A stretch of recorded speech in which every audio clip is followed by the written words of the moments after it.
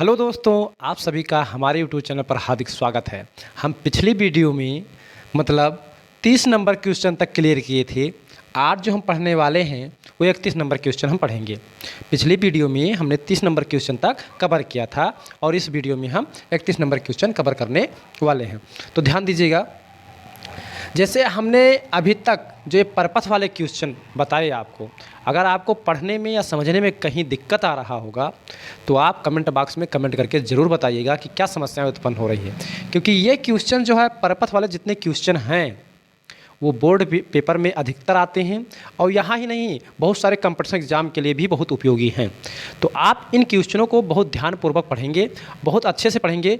Concept क्या है इसका? कॉन्सेप्ट ये है कि ये क्वेश्चन लगाने के लिए आपको काफ़ी प्रैक्टिस करना पड़ेगा, तभी आप अच्छे से लगा सकते हैं। अगर आप प्रैक्टिस नहीं कर रहे हैं बार बार तो आप लगा नहीं पाएंगे, क्योंकि इसमें कब पैरेलल होता है, कब सीरीज में होता है, यानी कब श्रेणी क्रम में जुड़ा होता है, कब समांतर क्रम में जुड़ा होता है, पहले किस प्रतिरोध को सॉल्व करें, ये सारी चीज़ें हमें निकालना पड़ता है, नहीं तुल्य प्रतिरोध ज्ञात करना पड़ता है, तब जा करके हमारा कॉन्सेप्ट सही से बनता है। ठीक है, तो देखिए ये हमारा क्वेश्चन नंबर 31 है। बिना देर करते हुए हम क्वेश्चन नंबर 31 स्टार्ट कर देते हैं। लेकिन इससे पहले हम बताना चाहते हैं कि अगर आप हमारे चैनल पर नए हैं तो प्लीज़ चैनल को सब्सक्राइब कर लीजिए, बेल आइकन को प्रेस कर लीजिए, ताकि हमारे द्वारा हर एक वीडियो का नोटिफिकेशन आप तक पहुंच सके और आप हर वीडियो का आनंद उठा सकें और अच्छे से तैयारी भी कर सकें। तो बिना देर करते हुए चलिए हम वीडियो को स्टार्ट करते हैं और आपको जहाँ से क्वेश्चन हमारा बंद हुआ था अगली वीडियो में वहीं से हम फिर से स्टार्ट करते हैं। क्वेश्चन क्या कह रहा है ये समझिए।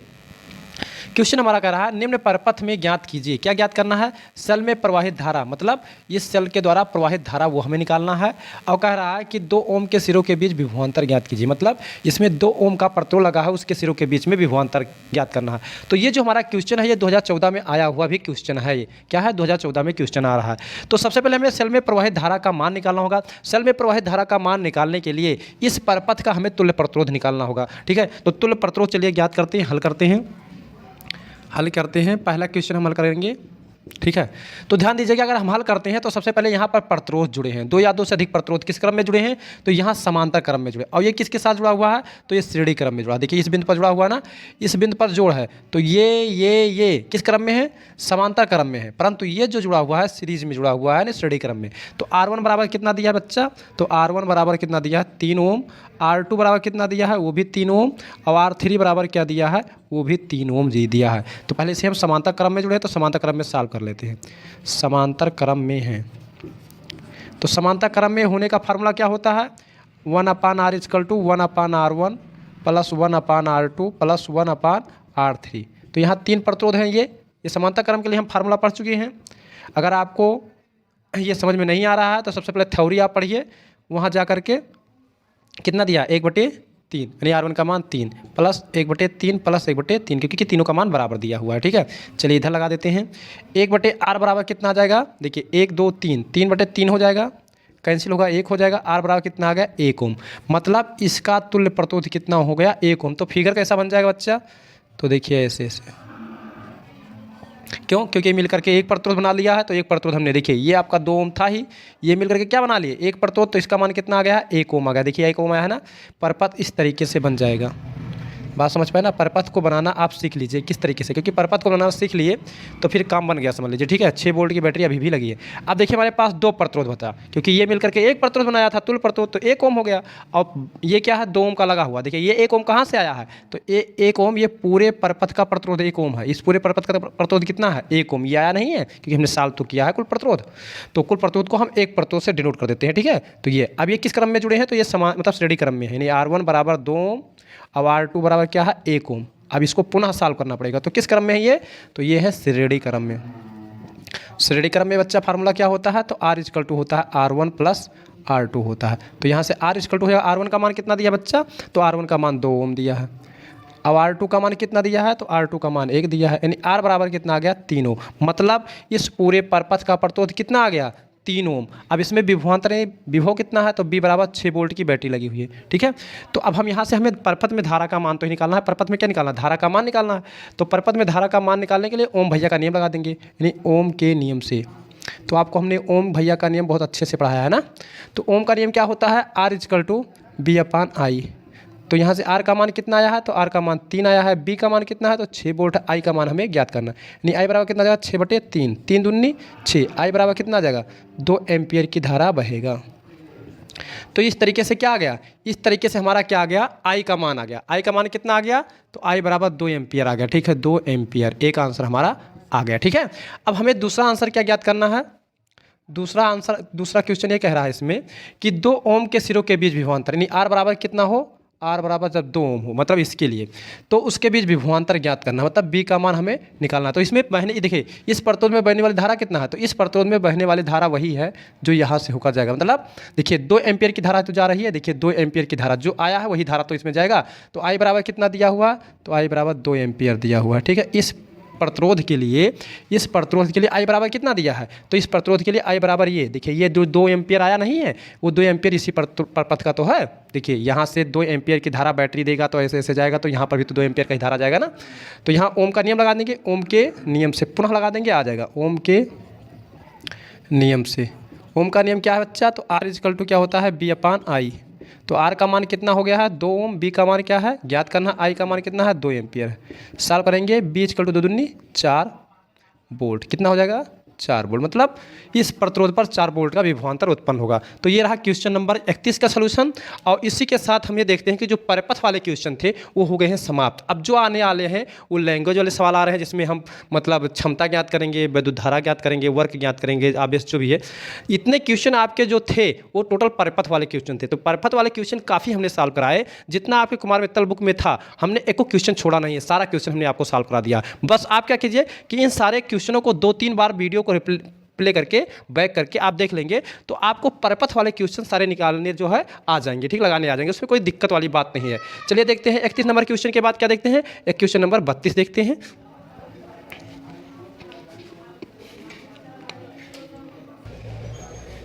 चलिए क्वेश्चन नंबर हम क्या देखते हैं, 32 नंबर देखते हैं। क्वेश्चन नंबर 32 क्या कह रहा है, एक इलेक्ट्रॉन अपनी कक्षा में गति करते हुए 1.1 मिली एम्पियर की विद्युत धारा उत्पन्न करता है। इलेक्ट्रॉन की अपनी कक्षा में गति के आवर्तकाल की गणना कीजिए। इलेक्ट्रॉन पर आवेश जो दिया है 1.6 × 10⁻19 कूलम है। तो चलिए देखते हैं, इसको हम हल करते हैं।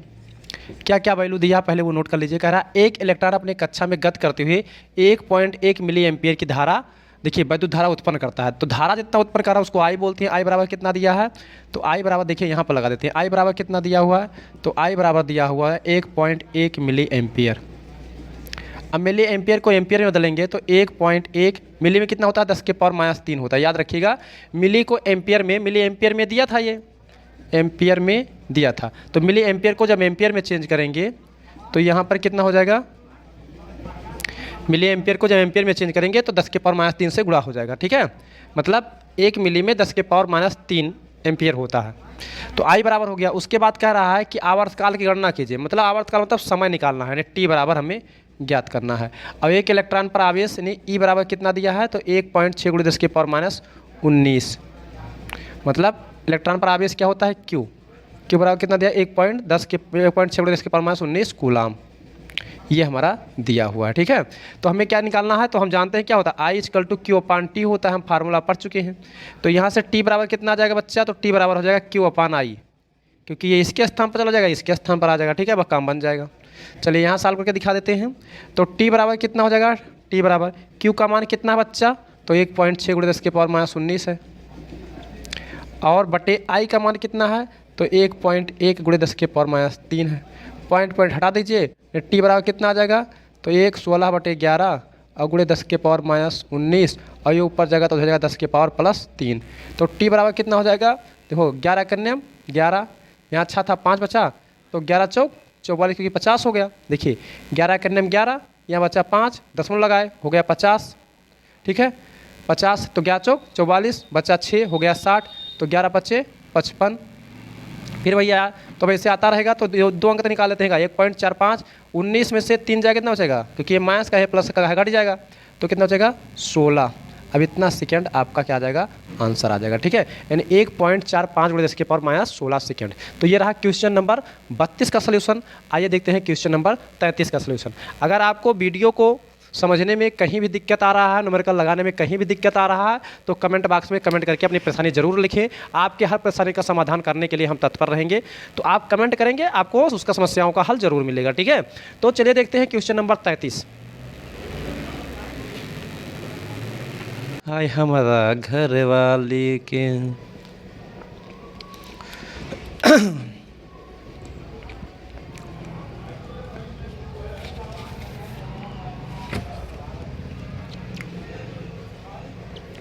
देखिए, अभी तक हमने क्वेश्चन नंबर 32 को देखा। आइए देखते हैं क्वेश्चन नंबर 33। एक वैद्युत चालक में 3.2 × 10⁻20 इलेक्ट्रॉन प्रति सेकंड प्रवाहित होता है। चालक में वैद्युत धारा ज्ञात कीजिए। इलेक्ट्रॉन पर आवेश 1.6 × 10⁻19 कूलाम होता है। मतलब एक इलेक्ट्रॉन पर आवेश कितना है? 1.6 × 10⁻19 कूलाम होता है। तो देखिए, समझिए, सवाल को लगाने का प्रयास कीजिए हमारे साथ साथ पेन कॉपी के साथ।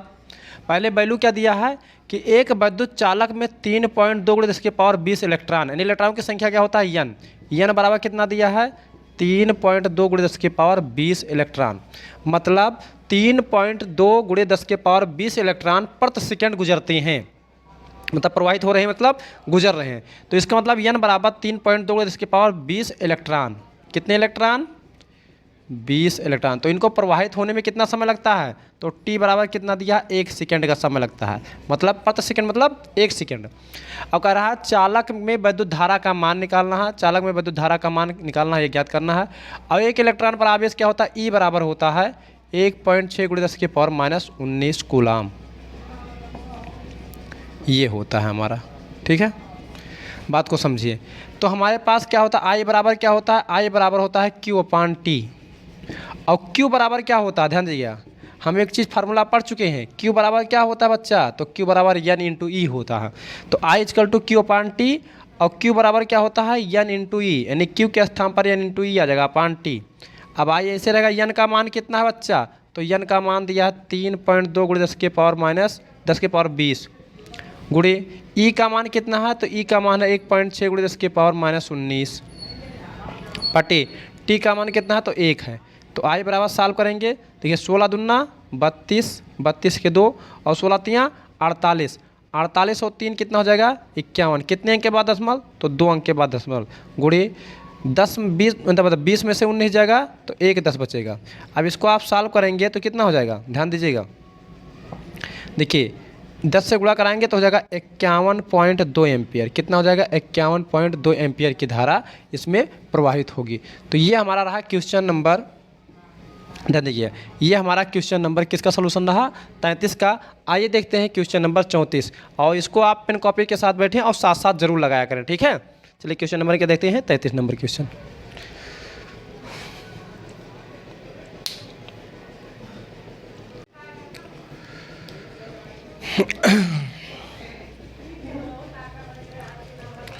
चलिए, अभी हमने देखा क्वेश्चन नंबर 33 का सलूशन। आइए देखते हैं क्वेश्चन नंबर 34 का सलूशन।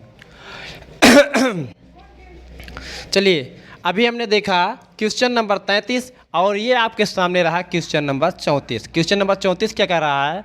कह रहा है कि एक वैद्युत हीटर पर 120 वोल्ट विभवांतर पर 10 कूलाम आवेश प्रवाहित होता है। हीटर में कितनी ऊर्जा उत्पन्न होगी? तो पहले जो वैल्यू दिया है वो लिखिए। मतलब वैल्यू क्या दिया है ये समझिए। मतलब वैद्युत हीटर में 120 वोल्ट विभवांतर, तो विभवांतर क्या होता है? B बराबर जो दिया है 120 वोल्ट। B बराबर कितना दिया है? 120 वोल्ट। और इसमें कितना कूलाम आवेश प्रवाहित होता है? तो Q बराबर 10 कूलाम आवेश प्रवाहित होता है, 10 कूलाम। और कह रहा है कितनी ऊर्जा ज्ञात होगा? तो ऊर्जा मतलब कार्य ही ऊर्जा है, तो W ज्ञात करना है।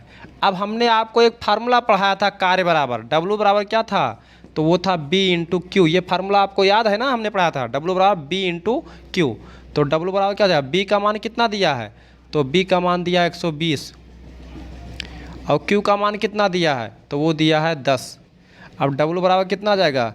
120 2 1200 जूल आपका क्या आ जाएगा? ये राइट आंसर आ जाएगा। क्या आ जाएगा? 1200 जूल आ जाएगा आपका क्वेश्चन नंबर 34 का सलूशन। आइए देखते हैं क्वेश्चन नंबर 35। तो आपको समझने में कोई दिक्कत नहीं, जो हमने बेसिक में फार्मूला आपको बताया है वो फार्मूला आपको याद होना चाहिए। अगर फार्मूला याद है तो कोई दिक्कत नहीं, कार निकालने का फार्मूला यही था। और W/V/Q, बी और क्यू दिया है तो ये फार्मूला, IR दिया है तो वो दूसरा फार्मूला था। ठीक है, चलिए देखते हैं क्वेश्चन नंबर 35।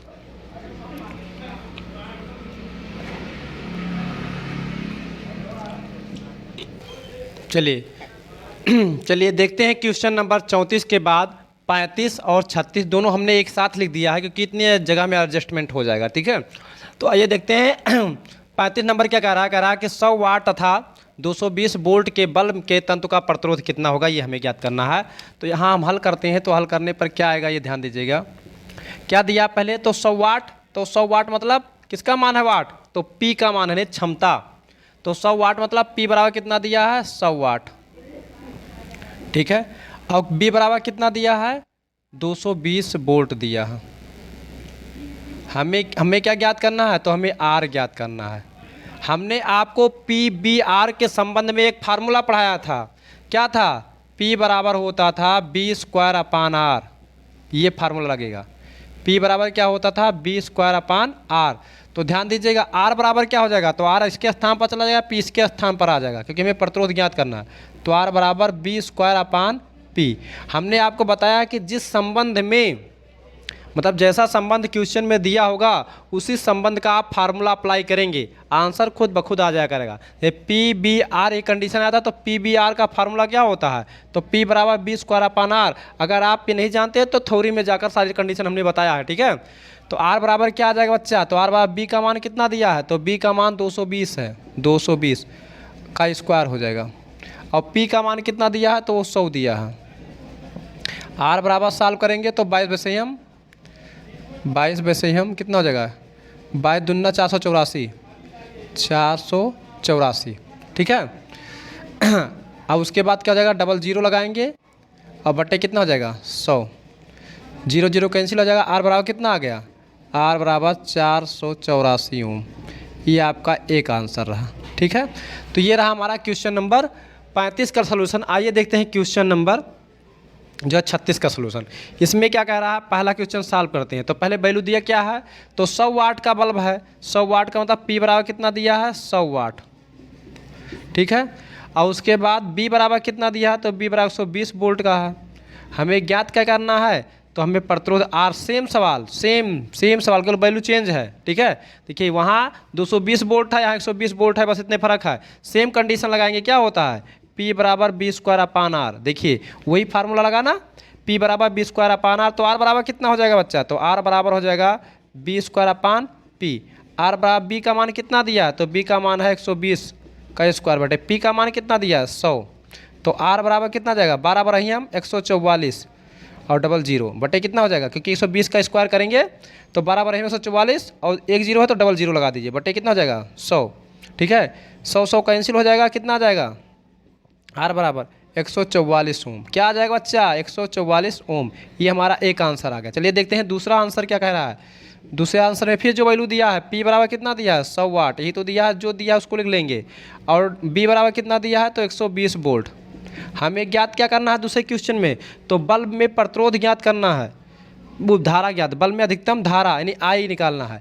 अब देखिए यहाँ फार्मूला PBI के रूप में लगेगा, तो हमने P = आपको पढ़ाया है B × I होता है, ये फार्मूला PBI के रूप में हमने पढ़ाया है। P का मान कितना है बच्चा, तो P का मान है 100 और B का मान कितना है 120, I का मान ज्ञात करना है। तो इधर ले आइए, 120 I बराबर कितना हो जाएगा, तो हो जाएगा 100। I बराबर कितना हो जाएगा बच्चा, तो हो जाएगा 100 बटे 120, 0 0 कैंसिल हो जाएगा, 2 पंचे 10 और 2 छक 12, यानी I बराबर कितना आ जाएगा बच्चा, तो I बराबर आ जाएगा 5 बटे 6।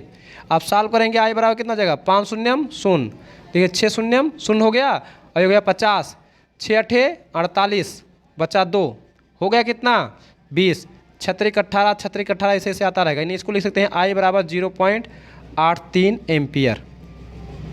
ये हमारा आंसर आ जाएगा। ठीक है, तो ये क्वेश्चन नंबर हमारा क्या रहा, 35 और 36 का सलूशन रहा। अगर इसमें आपको समझने में कोई भी दिक्कत होता है तो आप हमें कमेंट बॉक्स में ज़रूर कमेंट करके बताइएगा। और एक चीज़ हमेशा याद रखिए कि ये जो फार्मूले हैं ये सारे हमने थ्योरी में पढ़ा रखे हैं, वहाँ से जाकर इसको देखिए और याद कीजिए। PBI के संबंध में पी बी के संबंध में हमने दिया है, पी बी आई के संबंध में, पी बी आर के संबंध में, पी आर आई के संबंध में हमने दिया है फार्मूला। जितने फार्मूले होते हैं उस टोटल हमने वहाँ पढ़ाया हुआ। ठीक है, चलिए देखते हैं क्वेश्चन नंबर 36 के बाद क्या देखते हैं, क्वेश्चन नंबर 37।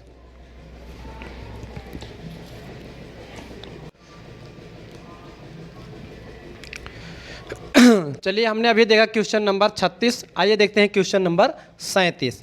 37 में क्या कह रहा है, 37 से कह रहा है एक चालक के दो बिंदुओं के बीच विभवांतर, यानी अगर हम हल करते हैं तो क्या मिलता है, एक चालक के दो बिंदुओं के बीच विभवांतर कितना है, विभवांतर क्या होता है, बी बराबर जो दिया है वो 10 वोल्ट है।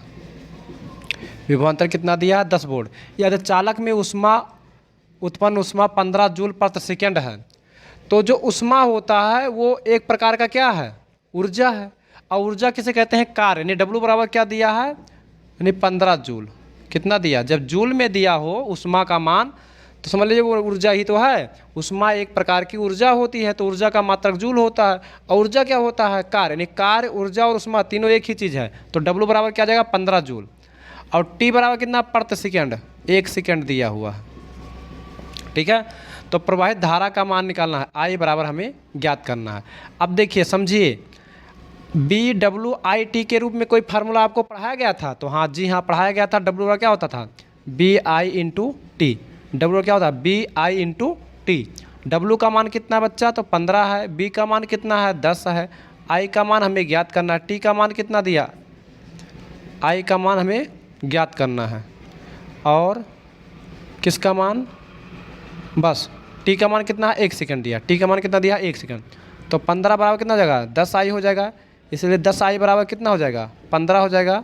तो यहाँ से आई बराबर कितना हो जाएगा, 15/10। भाग करेंगे, आई बराबर कितना हो जाएगा, 1.5 एम्पियर। यानी क्या होगा, 1.5 एम्पियर की धारा बहेगी। ये हमारा राइट आंसर हो गया। ठीक है, ध्यान दीजिएगा, जिस रूप में आपका व्यंजक प्राप्त होता है उसी रूप में फार्मूला आपको लगाना है। WBIT के रूप में कोई फार्मूला था, तो WBIT के रूप में फार्मूला ये हमने आपको पढ़ा रखा था थ्योरी में। ठीक है, तो उस रूप में हमने फार्मूला लगा दिया, आपका आंसर आ गया।